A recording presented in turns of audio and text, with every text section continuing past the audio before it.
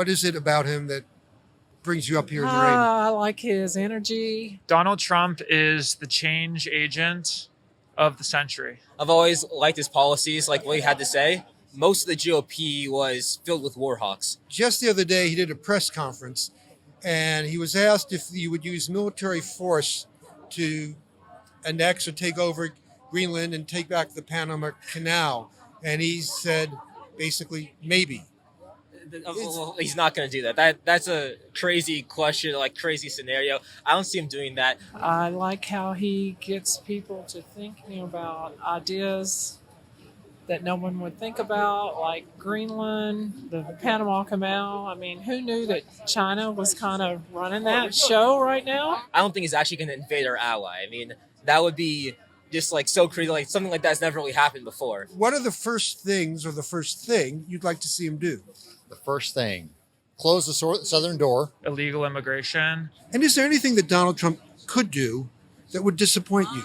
I guess not follow through on the border. Israel, this should be very high up on our list of continuing that relationship. Should he cut off aid to Ukraine? Absolutely. Yes. Tomorrow. Now, 4 years ago, there was the January 6th riot at the Capitol. Did that give you pause?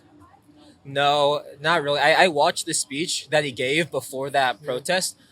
He never once said encourage anybody to do anything violent.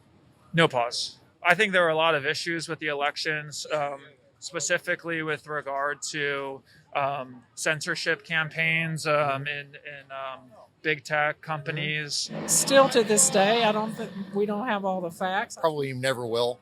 Do you think it might have been staged?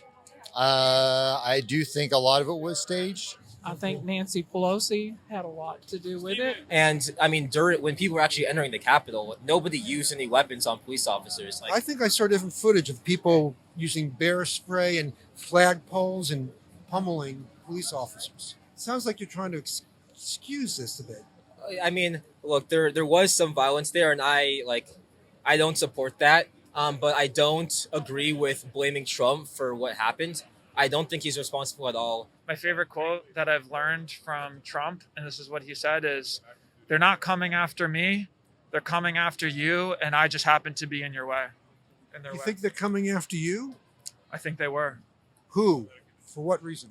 I think America, again, has really been in decline for a while, and I think that there are people that try to take advantage of the everyday person, and he has stepped in and has stopped all of that nonsense.